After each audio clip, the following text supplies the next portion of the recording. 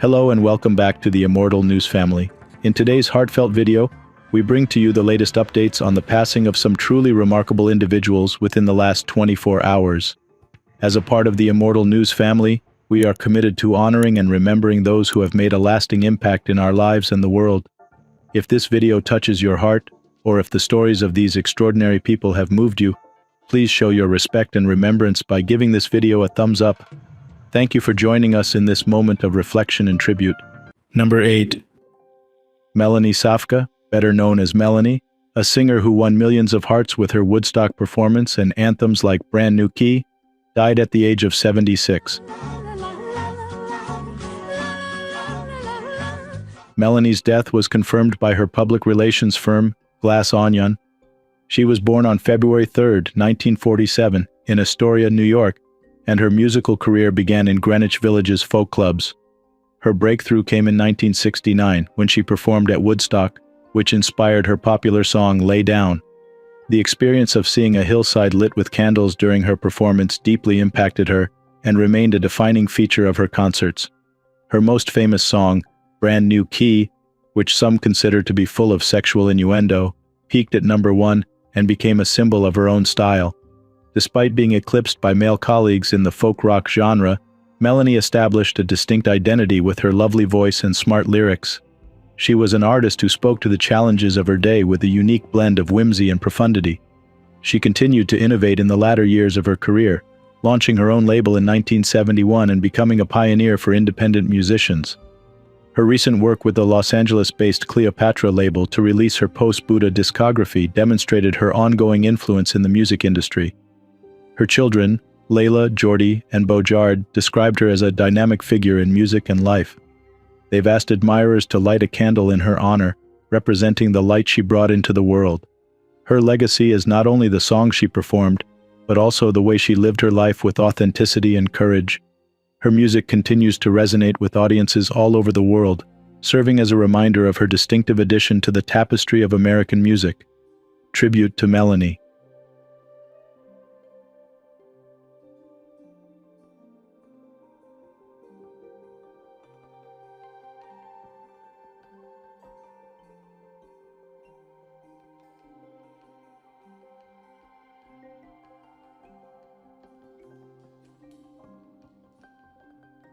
Number 7. Anders Dagger Sandberg, a lively member of the legendary Swedish band Rednecks, passed away at the age of 55. Sandberg, better known as Dagger, was a key member of Rednecks, a group famed for their classic 90s pop song, Cotton Eye Joe. He joined Rednecks in 2001, and his presence had a huge impact on the group's dynamics and performance. He was with the band until 2005, then rejoined from 2009 to 2012, which were pivotal years in the group's development. His love of music and performance was clear at every presentation, making him a popular figure among fans and peers alike. His statement about his death reflects the band's and fans' profound grief. "Our Rednecks family is never going to be the same. You're going to be missed so much. Our legend. This is one of the saddest days in our history. Dagger, we love you." These sentiments echo with the heartfelt impact Dagger had on everybody who knew him. His musical career was defined by its distinct blend of Eurodance and country music, as evidenced by albums such as Farm Out and The Cotton Eye Joe Show. Cotton Eye Joe was a great success, topping charts in Sweden and the United Kingdom, and becoming a major hit in Australia and the United States. Dagger's contribution in these accomplishments was undeniably significant. His legacy goes beyond chart-topping tunes. It is evident in the joy he conveyed to his audience and the inspiration he gave to his fellow artists. His energy, inventiveness, and passion to his craft will be greatly missed, but they will live on in the music he helped make and the lives he touched. Tribute to Anders Sandberg.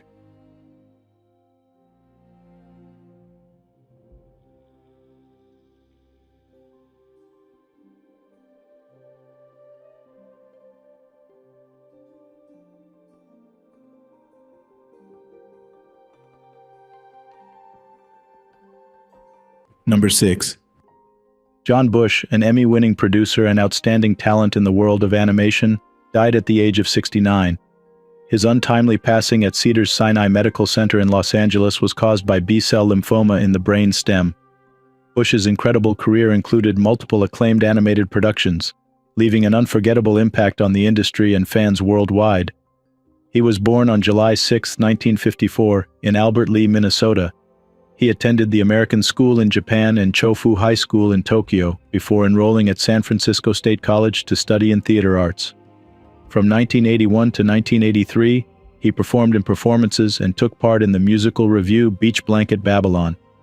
His enthusiasm for the arts led to a successful appearance on the game show Super Password, where he demonstrated his quick wit and intelligence. He began his producing career with Vestron Productions, where he worked on some of the most famous animated series.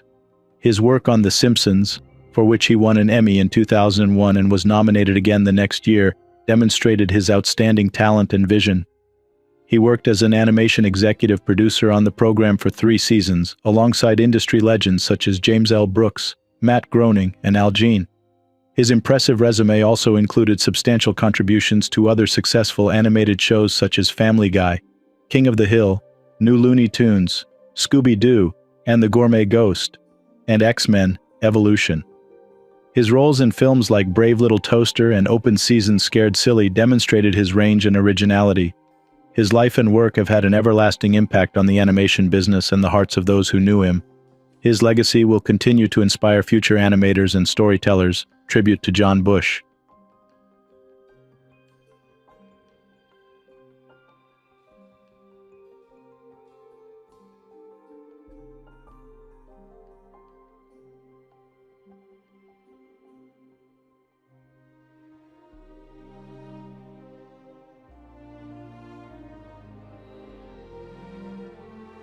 Number 5.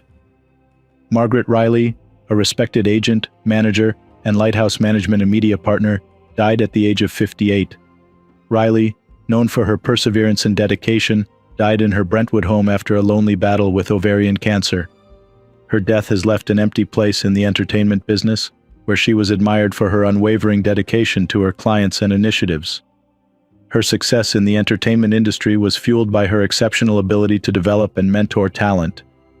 She handled and represented a varied client base while at Brillstein Entertainment Partners and later Lighthouse Management and Media. Notable people included Mark Ruffalo, Bridget Moynihan, Anthony Zucker, and Charles Randolph. Her ability to identify and develop potential was unrivaled. Her most major contribution was as a producer on the highly regarded Fox News drama Bombshell. The film, a moving account of women's lives in a difficult workplace, highlighted her dedication to conveying important tales. Her work on Bombshell was not only a professional accomplishment, but also a personal endeavor to raise the voices that needed to be heard. Her former Lighthouse Management and Media colleagues, Lainey Becky and Matthew Weinberg, remarked on her life saying, "Margaret devoted her life to making the voices of others a little more heard. She helped people everywhere feel a little less alone." This phrase embodies the core of Margaret's profession and function as an ardent supporter of artists. Her professional career was highlighted by several important projects, including Grey Matters, Love and Other Drugs, Ratched, and Billie Eilish, The World's a Little Blurry. Her academic background in journalism and film, combined with her experience in development and administration, gave her a unique perspective on the industry. She is survived by her 2 children, Dylan and Will, as well as her mother Doris. Her influence in the entertainment business and contributions to the people she touched will live on. She was a shining example of courage, compassion, and dedication in both her professional and personal life. Tribute to Margaret Riley.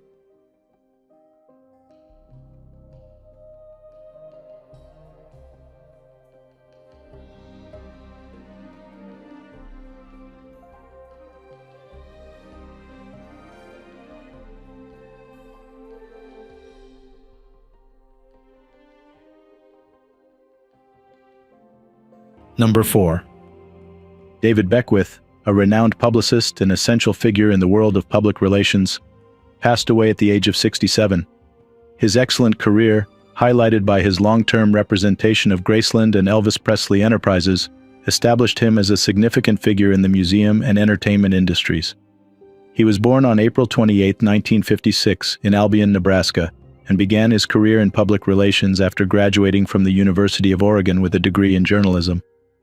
He began his work at Rogers & Cowan in 1979, where he shone his talent early on. In 1982, he established the Beckwith Co., strengthening his position in the sector. His finest achievement was unquestionably his part in coordinating the media for Elvis Presley's Graceland opening in July 1982. His efforts to manage nearly 700 media persons at the initial news conference with Priscilla Presley were critical in establishing Graceland as a cultural icon. He maintained his connection to Graceland and Elvis Presley Enterprises until his death, demonstrating his passion and loyalty. In addition to his work with Graceland, Beckwith represented culinary icon Wolfgang Puck at the Academy Awards annual Governor's Ball and Spago. He expertly managed the convergence of food and celebrity, ensuring the success of high-profile events. His influence extended to the Golden Globes, where he negotiated an agreement for Moet and Chandon to be the awards show's official champagne, a legacy that continues to this day. His clients included notable figures such as Freddie Gershon and Hollywood attorney Stephen Sondheim, exhibiting his versatility in public relations. Beckwith is survived by his 42-year-old partner and husband of 15 years, Dietrich Nelson, as well as his beloved dogs. His legacy in public relations will continue to inspire those who knew him and those who learn about his extraordinary life and career. Tribute to David Beckwith.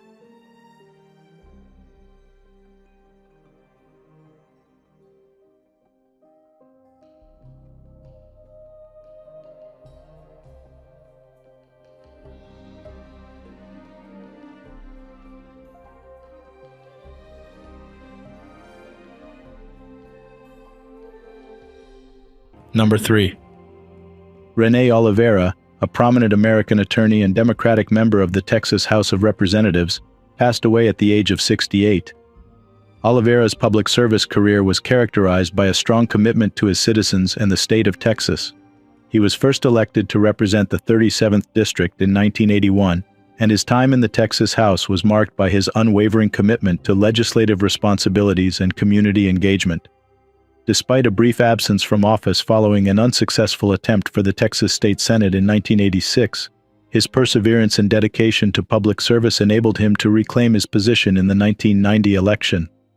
During his service in the House, he was recognized for his major contributions to numerous critical committees.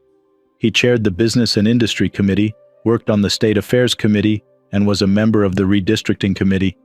His leadership as chairman of the House Ways and Means Committee was very effective, demonstrating his understanding in financial topics and legislative processes.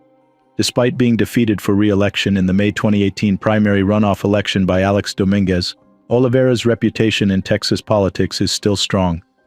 His career epitomized the characteristics of a dedicated public servant: a strong desire to serve, a devotion to justice, and an unshakable commitment to improving his community.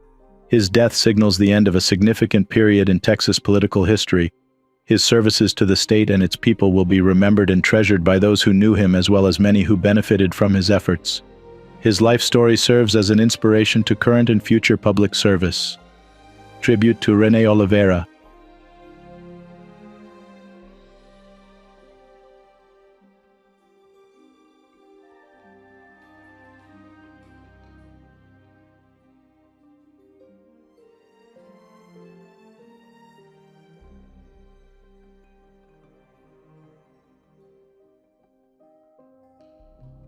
Number 2. Ivor Brown, a famous Irish psychiatrist and novelist, passed away at the age of 94. He left a legacy of questioning standard psychiatric conventions and advocating for a more comprehensive understanding of trauma in mental health. He was born on March 13, 1929 in Sandy Cove, Dublin, and raised in a middle-class household. As a child, he sought consolation in jazz music and daydreaming, which shaped his unusual attitude to life and work. Brown originally wanted to be a musician after attending Blackrock College, where he discovered a love of jazz and the trumpet. To please his parents, he pursued a career in medicine, eventually becoming a member of the Royal College of Surgeons. Despite encountering physical obstacles such as TB, he persevered and earned his medical degree in 1955.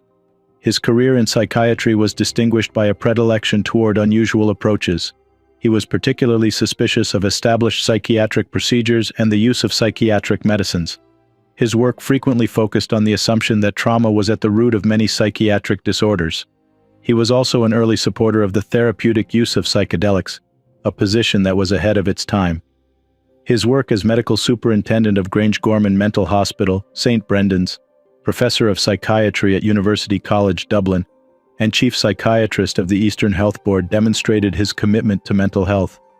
He received a scholarship to study public and community mental health at Harvard University, expanding his knowledge and contributing to his pioneering work in the subject. Throughout his career, Brown was an iconoclast, frequently questioning the existing quo and calling for a more humanitarian approach to mental health treatment. His achievements have had a lasting impact on psychiatry, motivating generations of mental health practitioners to seek beyond conventional ways to comprehend the human mind in all of its complexities. Tribute to Ivor Brown.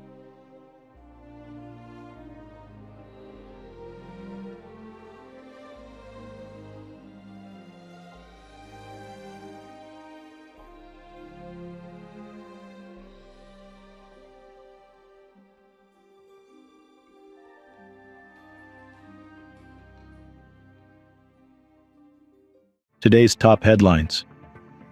News 1.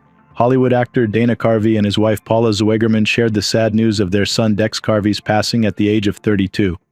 The family faced this difficult time last November when they announced the loss of Dex, a talented individual known for his passions in music, art, filmmaking, and comedy.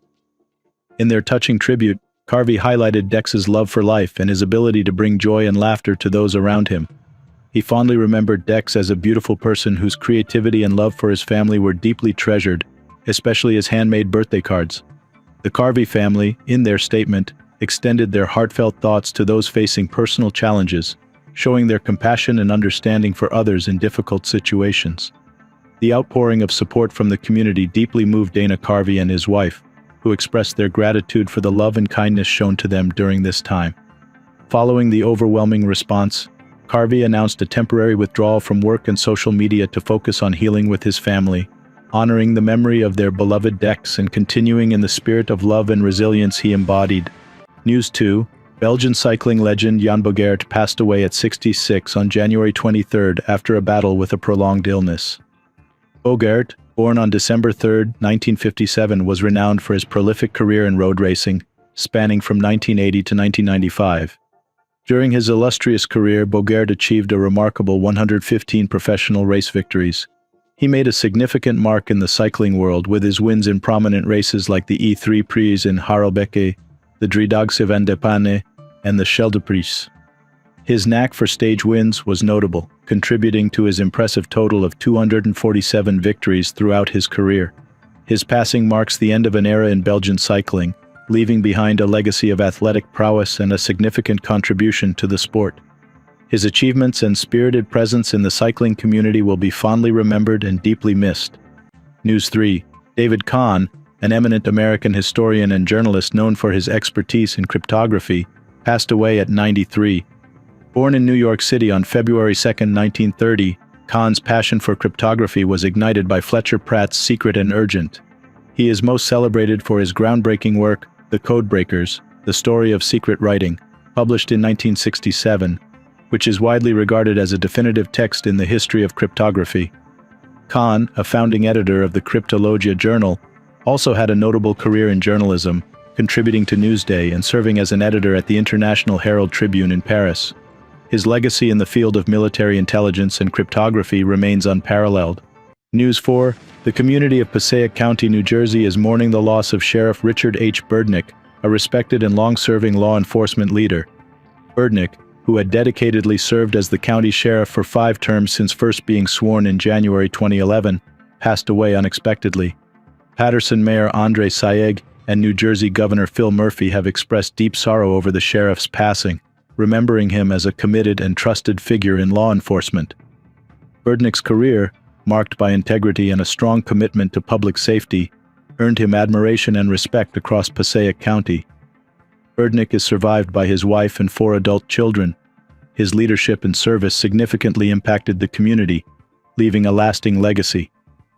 The Passaic County Sheriff's Office and local officials are coming together during this challenging time to honor Berdnick's memory and contributions.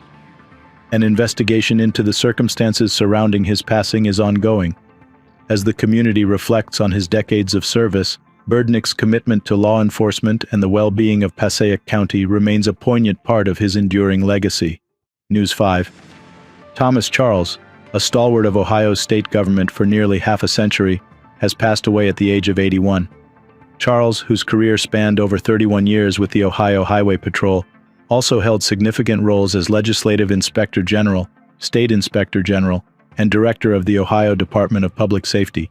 He is remembered for his pivotal role in exposing the Coingate scandal in 2005, showcasing his commitment to ethics and justice.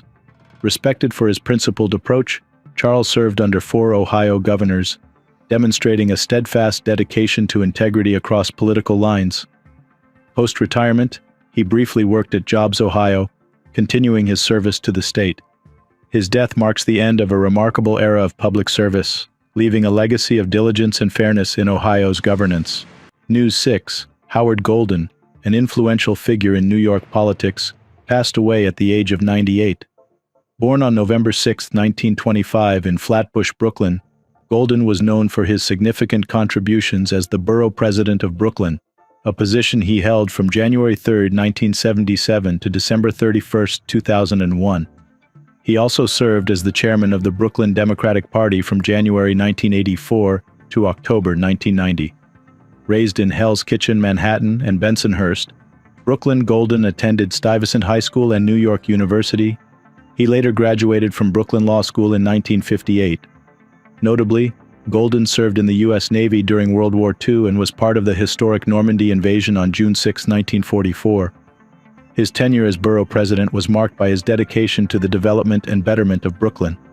His leadership played a crucial role in shaping the borough's political landscape and community initiatives. Remembered for his commitment to public service, Golden's legacy continues to influence the fabric of Brooklyn's diverse communities. Number 1. Väinö Uibo, an accomplished Estonian actor, singer, director, and theater leader, passed away at the age of 81. His diverse career lasted several decades and had a considerable impact on the Estonian cultural environment. His career in the performing arts began after he graduated from the Tallinn State Conservatory Performing Arts Department in 1970. His talent quickly propelled him to important roles at the Vanemuine Theatre from 1970 to 1975, then again from 1977 to 1981, followed by a stay at the Ugala Theatre until 1989. His performances were not limited to the theatre. He participated in 4 films, demonstrating his range and depth as an actor. He became the director of the Kuressaare Town Theatrical in 1998, a position he maintained until 2001, exhibiting his expertise and vision in theatrical management. His dedication to the arts was also obvious in his political career. He served as mayor of Elva from 1993 to 1998, incorporating his passion for culture with his civic duties. His personal life was equally gratifying as his professional one. He married Raina Uibo, a cultural organizer, and the couple produced 2 sons, including musician and politician Tuomas Uibo. The family relocated to Sweden in 1989 in search of fresh prospects, but returned to Estonia in 1992 with the country's restoration of independence. This relocation constituted a watershed moment in Uibo's life, demonstrating his strong attachment to his homeland and its cultural legacy. His legacy includes not just the roles he played in the theaters he directed, but also the encouragement he provided to young artists and his contribution to Estonia's cultural fabric. His death is a tremendous loss for the arts world, but his work continues to inspire and connect with audiences. Tribute to Väinö Uibo.